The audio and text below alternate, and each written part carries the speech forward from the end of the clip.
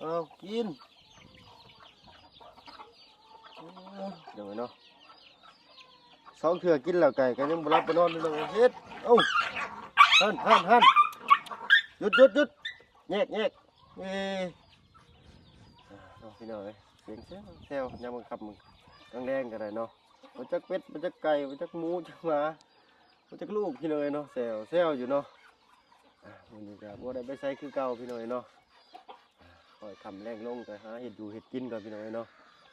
อากาศก็เปลี่ยนแปลงลูกก็ให้ห้วนอยู่พี่น้อยเนาะเป็นอย่างเด้ลูกหลานนี่เนาะเกลือเป็ดเกลือไก่ยังคำยังแรงพี่น้อยเนาะหาเห็ดอยู่เห็ดกินแต่พี่น้องเบิ่งอีกก่อนวันนี้เนาะว่าได้ไปใส่อากาศก็เดี๋ยวร้อนเดี๋ยวหนาวพี่น้อยเนาะ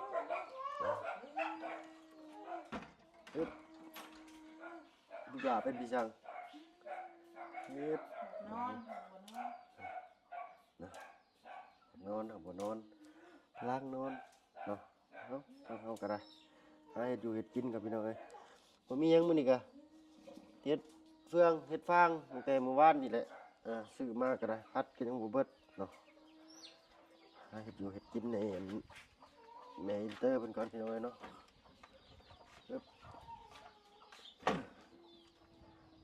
หลังบ้านหลังซองพี่น้องเอ้ยเนาะที่ประจำการเขาก็อยู่หลังบ้านหลังซองไปแล้วพี่น้องเอ้ยเนาะเขาหน้ามันยังกระทั่งอุ่นอยู่เนาะ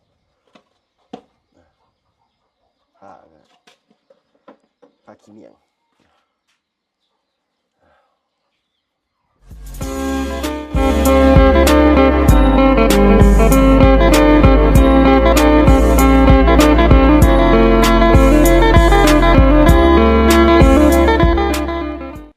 อุ่นข้าวอุ่นน้ำกันพี่น้องเอ้ยบ้านเพื่อได้เก็บเงินนี่ชุบเฮ็ดให้แม่น้องอินเตอร์เพิ่นกินก่อนพี่น้อยเนาะเมื่อวานนี่เพิ่นอยากก็บ่ได้ตำให้เพิ่นกินช่ำเมื่อวานนี่ก็ได้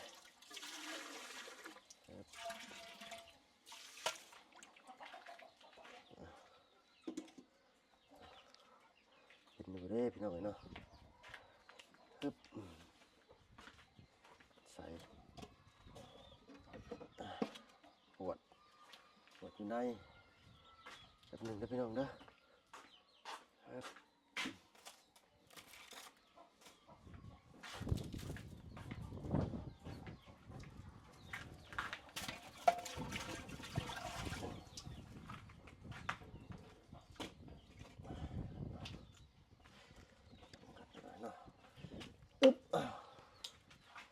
เห็นอยู่เด้พี่น้อยเนาะเนาะก่อนอื่นกราบทักทายสบายดีพ่อแม่พี่น้องเบิ่งทุกคนเนาะวันนี้ก็พบพ่อกับบ่าวเพิ่งเคยหลายคือเก่าพี่น้องเนาะอยู่เพื่อนอยู่ซ่านบ่ได้ไปใช้วันนี้ก็เนาะขับมากก็นี่แหละวาสนาเพิ่งเห็ดอยู่เห็ดกินคือเก่าพี่น้องเนาะวันนี้มีเมนูป่นเห็ดเฟืองเห็ดฟางพี่น้องทางใต้เหมือนเดิมกันข้าวก็สิอุ่นข้าวเย็นเนาะพี่น้อยเนาะลมแต่อันนี้ลองไม้ไปเลยพี่น้อยเนาะไม้ทางบ่บุญชาละวันเพิ่น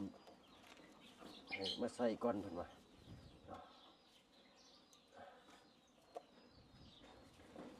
เจ็ดก้อนน้อยพี่น้อยเนาะอากาศเปลี่ยนแปลงบ่อยทั้งน้องอินเตอร์เพิ่นก็ให้ได้มื้อนี้เนาะอาบน้ำกินข้าวอาบน้ำแล้วมันกินให้บ้านต้องใช้อยากนอนปกติยังมื้อแรกฉันนี่เพิ่นสินอนได้พี่น้องเนาะบุญแป๊บเดียวดอกเนาะพี่น้องข้าวเย็นนี่เฮาก็พอดีแหละมาเตรียมอุปกรณ์ตำเฮ็ดเพิ่นจีพริกจีกระเทียมเนาะบัตเตอร์เพิ่นก็แดงแกงเฮ็ดเนาะเพิ่นมาแต่เฮือนปลาเชอเพิ่นเนาะเฮือนแม่น้องเชอลินเพิ่นแดงเฮ็ดแกงเฮ็ดมาแบ่งสู่กันกินพี่น้องเอ้ยพอดีทางบ่เพิ่นก็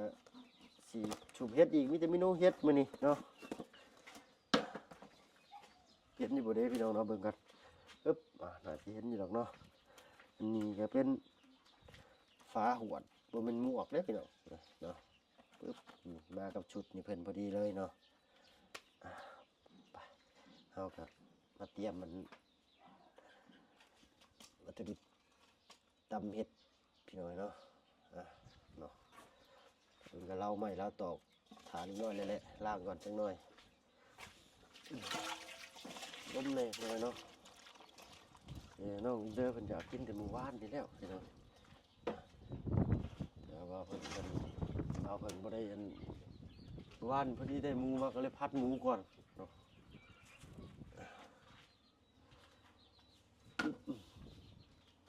พอดีแหละอันนั้นชุกกับตอนนี้เลยเนาะพริกนี่สิจี้เยอะเราจะหอมดีเลยจี้ปิ้งย่างครับหอมลูกก็ให้ได้ดีบาทนี่เนาะปรารถนาบักเพิ่น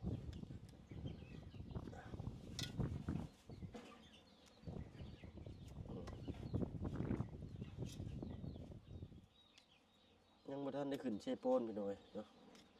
เป็นได้เด้ทางนั้นเนาะเบิ่งข่าวก็มีทั้งนั้นข่าวดีแล้วก็ข่าวบ่ดีเนาะทางพี่น้องชาวเชโปนเฮาก็ได้เนาะทางทีมงานเฮาก็เป็นวัดเป็นไข่ทั้งลุงเฮิมเพิ่นก็บ่สบาย2-3มื้อแล้วพี่น้อยเนาะเพื่อนก็ใกล้กันหนึ่งดอกเนาะปิ่นหน้าใส่กันนี่กับเพื่อนลุงเฮิมเพิ่นเสียงไอเพิ่นดูได้ดีทางลุงคนนี้เนาะ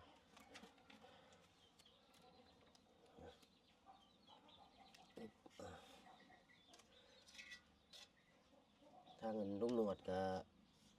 ไปหาลุงหนวดเพิ่นมื้อนี้ไปเยี่ยมไปยามเบิ่งเงินลุงหนวดเพิ่นเนาะทางว่าเพิ่นแวะไปเอากางเกงไปเย็บไปซ่อมคางกางเกงแวะไปหาเพิ่นเนาะพอดีอุ้มลูกอุ้มเต้าออกมาคนผู้น้อยผู้ชายเพิ่นเนาะไปไสเด้ถามทางลุงหนวดเพิ่นว่าเอ้ยพาลูกไปเป่าก่อนเพิ่นว่าเนาะจักลูกเพิ่นเป็นพิชังบ่สบายเพิ่นน้อยให้ทางพ่อก็หน้าซีดหน้าเซียวโอ้ยว่ะทำข่าวเพิ่นพี่น้องเอ้ยลุงหนวดก็บ่สบายฮ้อนในปากเป็นแผลเราก็ได้ทางลุงเฮิมก็เป็นไข้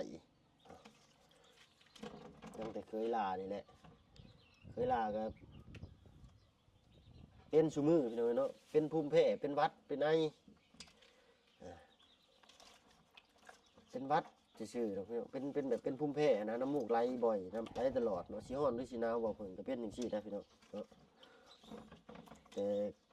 อุณหภูมิก็ปกติอุณหภูมิร่างกายก็ได้เนาะแต่ว่าเป็นภูมิแพ้ฝุ่นแพ้หยังซื่อๆเดี๋ยวใส่เม็ดก็เป็นบ่ใส่ก็เป็นเนาะเช่นนั่นแหละโรคนี้ฮะรักษาบ่หายขาดเพิ่นว่าเนาะแต่ว่าขึ้นเชโปน2-3รอบนี่อากาศแบบว่าปลอดโปร่งเลยก็คือธรรมดาเด้อพี่น้องพอลงมาบ้านปุ๊บนี่อากาศเปลี่ยนหน่อยนึงนี่เป็นหวัดเบิดมื้อนี่เนาะก็เลยบ่ได้อันถ่ายคลิปถ่ายหยังเลยมื้อนี้ก็เนาะอยู่แต่กับลูกอยู่ในเรือนในชานหน่อยเนาะจนไปแหละตกค่ำตกแรงมาอาการดีขึ้นแน่ก็ไปเฮ็ดกับข้าวกับน้ำเนี่ยเนาะให้ปลาลุงเบิ่งอีกคือเก่าพี่น้อยเนาะพาบ่เฮ็ดนี่เลยเนาะบ่พาก็ได้พี่น้อยเนาะเสียบเลยแปลว่าตำแล้วก็หอมห้อยๆเลยเด้อพี่น้อยฟังเนาะเบิ่งเนาะจบมาก่อนพี่น้อยไม่บ่พอเดี๋ยวตั้งบอกเพิ่นหามาอีกก่อนพี่น้อย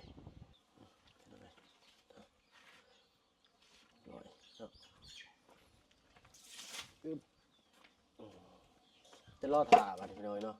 ต้องมาเพิ่งกันไว้กำลังสิมีแผนว่าเฮ็ดเตียงเฮ็ดแค่ให้นั่งเฮ็ดกับข้าวเนาะพี่น้อยน้ำเช้าก็นั่งเฝ้าหม้อข้าวอยู่นี่แหละพี่น้อยบ่มีบ่อนนั่งเฝ้าหม้อข้าวก็ข้างไว้ยันไฟไหม้หม้อแน่เนาะแต่ส่วนมากสิบ่ค่อยไหม้ดอกว่าทางว่าเพิ่นก็กำลังเฮ็ดแค่หรือเฮ็ดเตียงพี่น้องบ้านทางบ้านบ่เพิ่นเอิ้นกันเนาะไม้บ่มีนะไม้บ่พอมันเป็นไม้สังไฟนี่ยันเพิ่นอยู่ได้บ่ดนน่ะนะก็เลยโจ๊ะไปก่อนเนาะหาแป้นก็หายากอยู่พี่น้อยเนาะ นี่แป้นกระทั่งประตูเพิ่นเอามาเฮ็ดปิดบ่อนนี่ไว้พี่น้องเนาะนี่ใส่ละบาดเขากำลังสิขึ้นอ้ายแล้วบ่ยังน้อยหนึงพี่น้องเอ้ยเริ่มหิวข้าวแล้วเนาะรออีกสักแป๊บหนึงพี่น้องเนาะติดตามรับชมภาพบรรยากาศไปนำกันพี่น้องนี่ใช่เช้าเลยบ่ครับเลยบ่อืม นอนยะสงสัยบ่สบายดำเบิ่ง เป็นจังซั่น บางที เป็นเจ้าบ่สบาย หน่อยเลย ก็คือนี่ แบบว่าขี้สิอุ่นๆแน่นอนนะ อืมมื้อวานนี่คือบ่ได้เป็นพี่จัง ว่านี่บ่เป็นไงมันนี่ลมเด้ลมอากาศเย็นเลยง่วงย่อยขี้สิอุ่นแน่แต่เจ้าสินอนบ่ได้ให้แห้งปานนี้ เฮ็ดได้บาด ให้ห้องกวดอยู่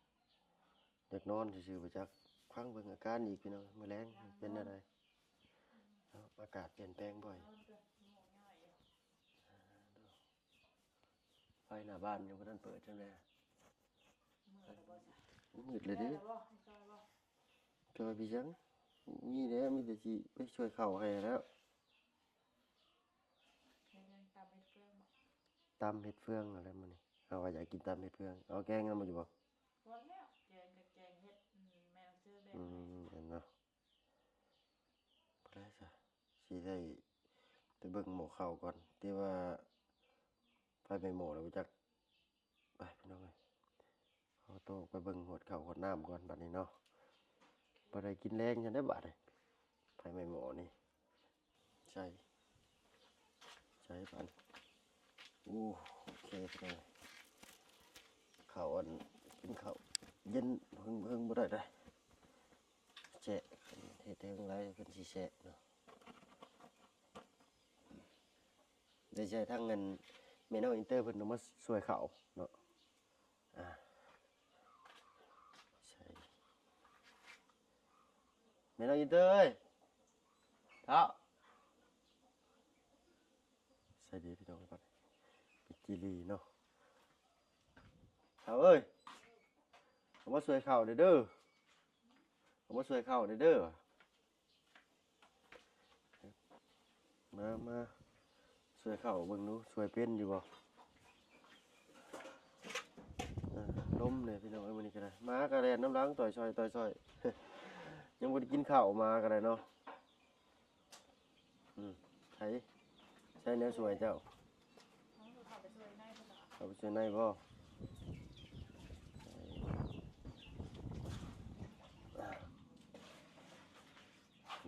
ตกแน่พี่น้อยเนาะข้างในนี่อุ่นอยู่ได้เนาะแต่ว่าความมันน่ะมันปล่อยกับแจ้งบ่ได้น่ะ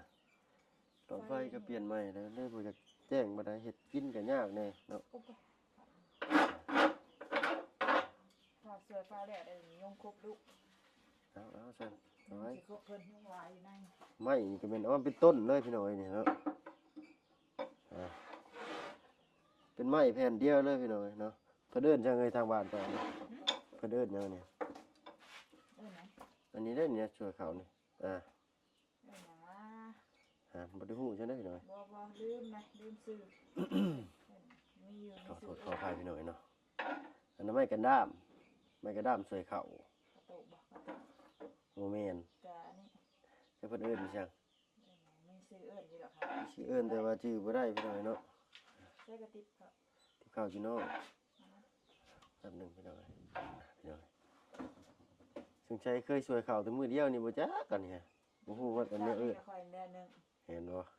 เอ้าเนาะไผสิถิ่มลูกบ่ให้เช้านี่แง่ๆอยู่เลยเนาะ อันนั้นได้แต่ว่าเคย เพิ่นน่ะบ่ได้ให้ได้ยามมื้อเช้าเด้มื้อเช้านี่ ให้แล้วเดี๋ยวนี้นะ เนาะพี่น้อง ให้แล้ว เม่นมาบอกเด้อพี่น้อยเนาะทางว่าเพิ่นก็บ่ฮู้ กระตุกเสื้อเขา บ่แม่นนะกระโตกใส่ข้าวมีชื่อเอิ้นอยู่แต่จำบ่ได้พี่น้องเนาะ กระตุกกระเต็นบ่ บ่แม่นต้องลองถามป้าเพิ่นเนาะ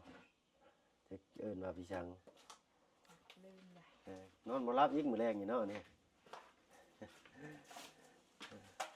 ไปนอนบ่หลับแล้วมื้อแรงพานคิดแล้วมื้อแรงเนาะอ้าวคิดบ่ออกเนาะ เอาไปเบิ่งลูกกันเด้อ โดยตำเบิดเลยได้อ แยกเด้อ บ่ได้ตำแต่เฮิงนี่จะว่าลืมหรือบ่จักพี่น้อยเนาะ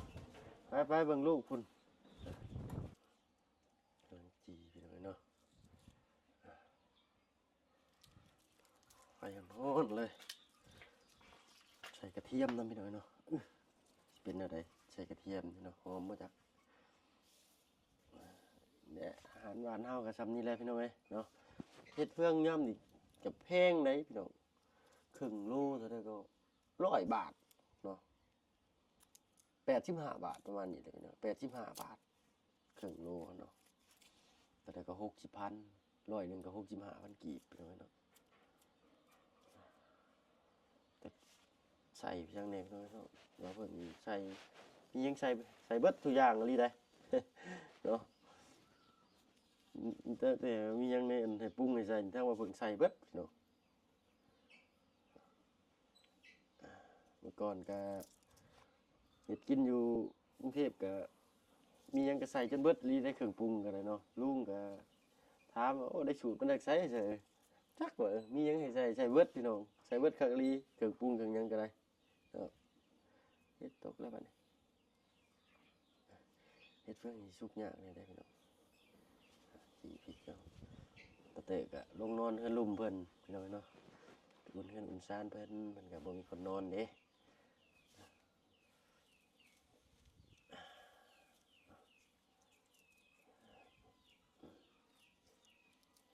พี่น้องเอ้ยเนาะพุ่นแหละชุกเพิ่นเนาะจังมาเบิ่งนำกันอีกบัดนี้พี่น้องเอ้ยเนาะถ้าตำมันเนาะให้มันกินเวลานานนะอากาศก็สิเย็นๆในมื้อนี้เนาะไปพี่น้องเอ้ยติดตามรับชมนำกันอีกมาพี่น้องเอ้ยเนาะใส่ตัวได้ชุกก่อนก็ใส่ก่อนเลยเนาะอันนี้บ่พี่น้องเนาะกระเทียมสุกง่ายอยู่ดอกเนาะหอมเราเพิ่งมากินได้กระเทียมเลยเนาะ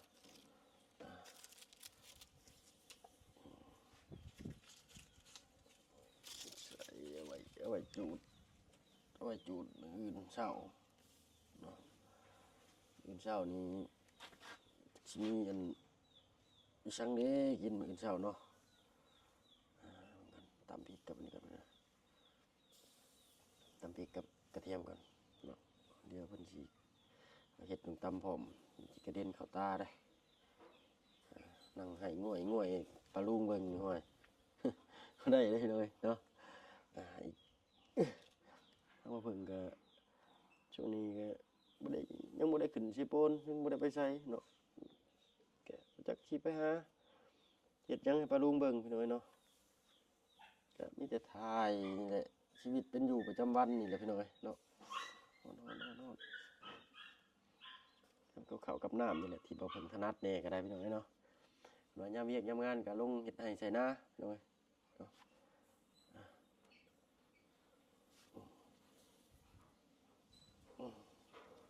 ความได้จะน้อยพี่น้อยเนาะ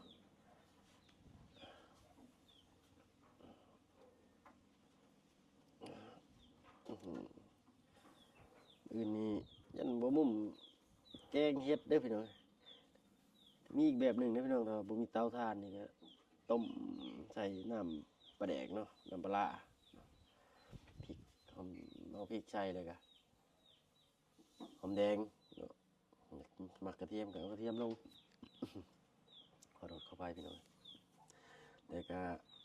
ต้มมันเดือดแล้วก็ให้เฮ็ดสุกแล้วก็ตำพี่น้องเนาะจะเฮ็ดได้นี่ทำนี่พี่น้องเนาะนะปรุงก่อนเนาะมาหน่อยใส่หน่อยมากลายใส่ลายเนาะนี่ไปซ้ำนี้แล้วพี่น้องเกลือใส่สักหนึ่งก็ได้เนาะใส่ลายแบบเค็มได้เกลือนี่ก็ได้เนาะมากัดเป็นน้ำเพื่อน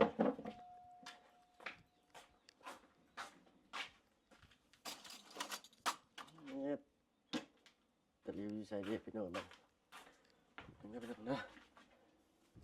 นี่เนาะประมาณนี้เด้อเนาะทำก่อนใส่นี่แล้วพี่น้องจะอุ่นเนาะ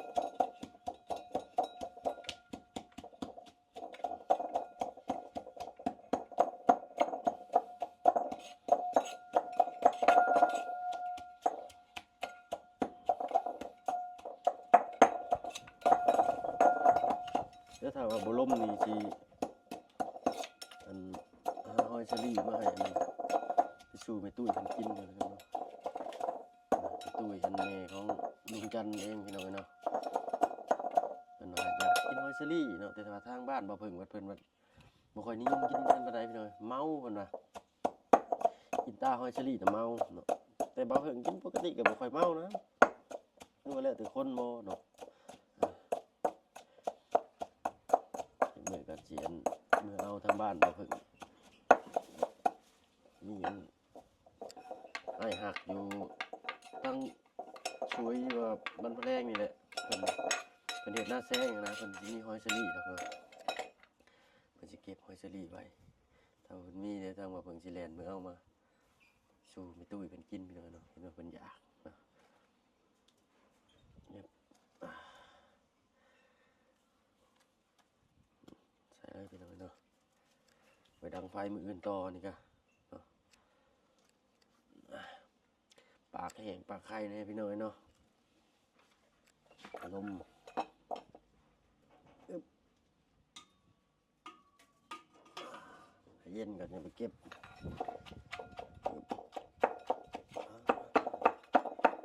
ไอ้ห่วยๆขึ้นจะเห็นดูบ่พี่น้องเนาะอึ๊บมา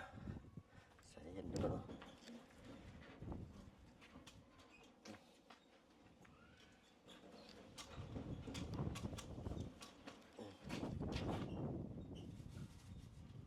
ใส่พี่น้องใส่ไปเดี๋ยวข้างเต้าเลยจะได้ยิน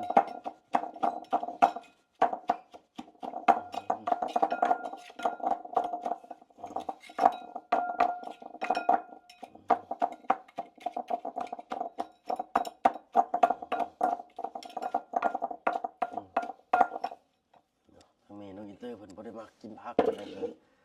แต่กินเหมือนกันใส่ผักหอมต้นหอมใส่ลงไป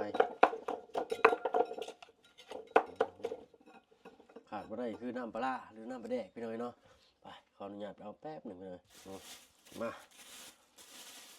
เนี่ยของแท้อะไรเนี่ยเนาะใส่น้อยหนึ่งเลย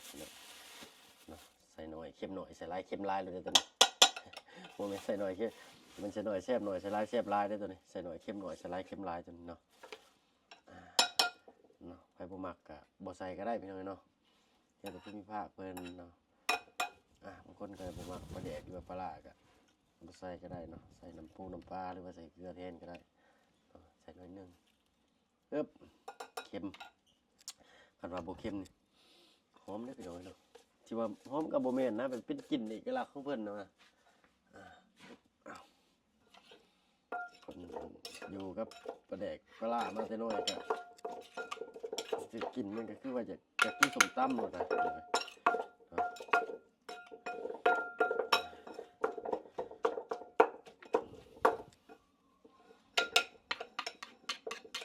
ผันเผือกันอยู่กับอันเตาไฟนี่เลยโขกก็ได้ ขออนุญาตขอโทษขออภัยเนาะพี่น้องผิดพลาดประการใดก็ได้ถึงจับเอาแบบซิมเลยป่นตำแหลกไรก็ตำละเอียดไรก็สิไม่ได้คุยตอนเนาะเอาแบบหยาบเห็นไหมเนาะสุดยอดชิมกัน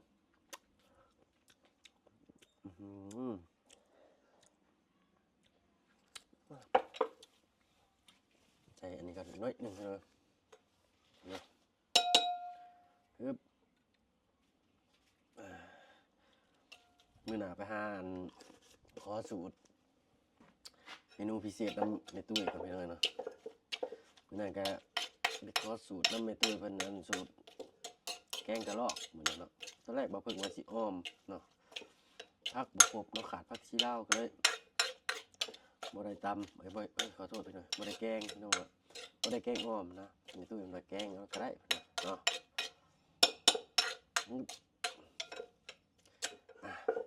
เสร็จเรียบร้อยพี่น้อยเนาะมาบาทนี่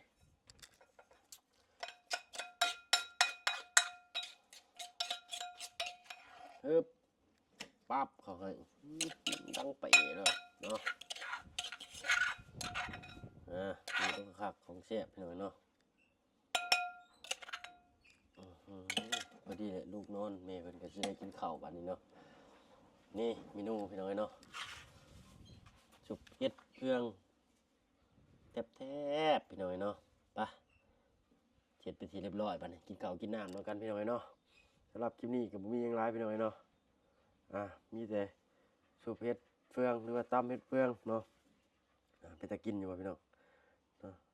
ถ้าแซ่บอยู่ได้ซีเมืองนี่แซ่บขนาดเลยเนาะคันว่าต้มแจ่วนี่ก็สิเป็นน้ำกว่านี้พี่น้องเนาะเสร็จสิ้นไปทีเรียบร้อยมื้อนี้กันเนาะไปเอาก็ได้เอานี่เข้าไปให้แม่น้องอีเตอร์เพิ่นเนาะคลิปนี้ก็บ่มีหยังหลายพี่น้องเนาะเฮ็ดอาหารชีวิตการเป็นอยู่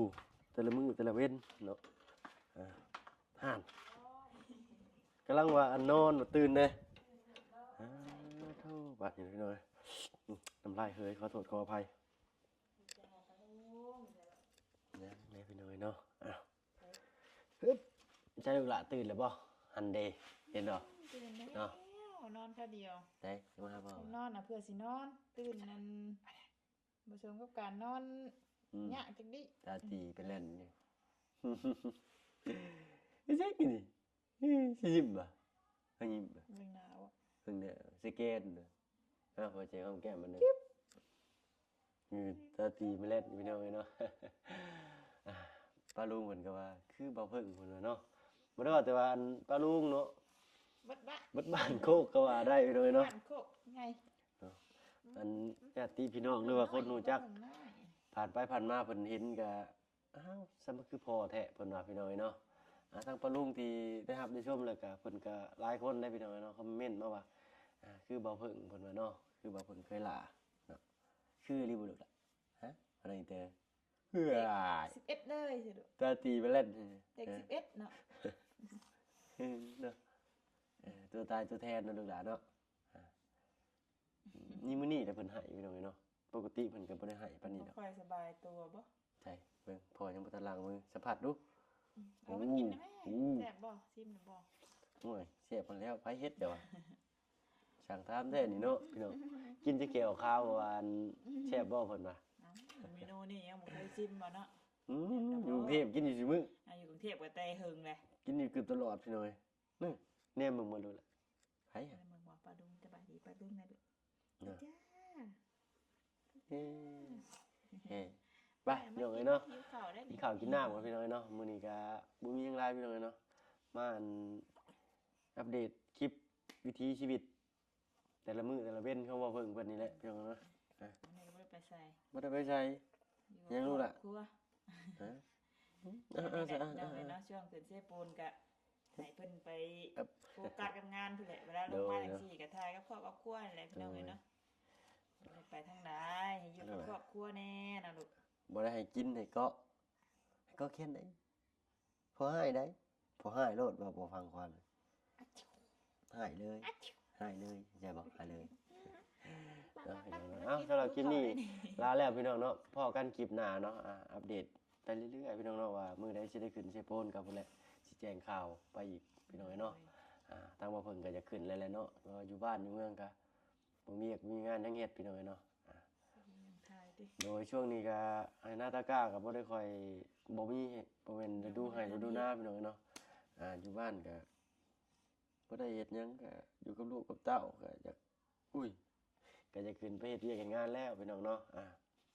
ได้ก็ฝากเป็นกำลังใจบอกเพิ่นเคยหลายเด้อพี่น้องเนาะสำหรับคลิปนี้ลาแล้วพี่น้องเนาะพอกันคลิปหน้าเอาเป็นว่าสบายดีพี่น้องเนาะจ้าอย่าเลยล่ะตาตีไม่เล่น